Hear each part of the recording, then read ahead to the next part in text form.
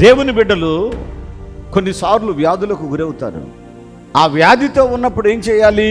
నువ్వేదో పాపం చేశావు కాబట్టి నీకు ఈ రోగం వచ్చింది అని అనకూడదు. నువ్వేదో దుర్మార్గంగా ప్రవర్తించావు అందుకే నువ్వు అప్పుల పాలైపోయావు అని అనకూడదు. ఎదుటి మనిషిని అవమానపరచడానికి మనకున్నటువంటి ప్రత్యేకం ఏముందో చెప్పండి, మనకున్నటువంటి నీతి ఏముందో చెప్పండి. లేదు. అందుకని ఎవరిని నిందించకూడదు, ఎవరిని దూషించకూడదు, ఎవరిని అవమానపరచకూడదు. ఎవరికి ఉండే లోపాలు వారిలో ఉంటాయి. అయితే మరి ఇప్పుడు ఏం చేయాలి?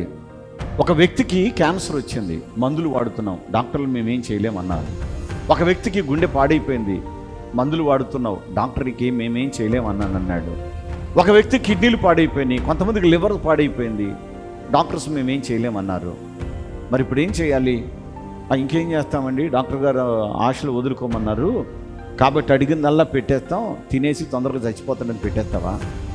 వైద్యులు అదే చెప్తారు, ఏది అడిగినా పెట్టేయండి అని అంటారు. ఎందుకని? చచ్చిపోతాడు కాబట్టి. వైద్యులకు అదే తెలుసు, వాళ్ళు ఏవైతే చూశారో దానిని మాట్లాడతారు. ఇక్కడ మనం గుర్తుపెట్టుకోవాల్సింది ఏంటంటే, మనము దేవుని చూడాలి. వైద్యుని చూస్తే వైద్యుని నోట వచ్చే మాట ఇలా ఉంది, బ్రతకదు అని. దేవుని అడిగితే ఏమంటారు తెలుసా? మరణమును తప్పించుట యెహోవా వశము అన్నాడు. మరణమే ఉండదు.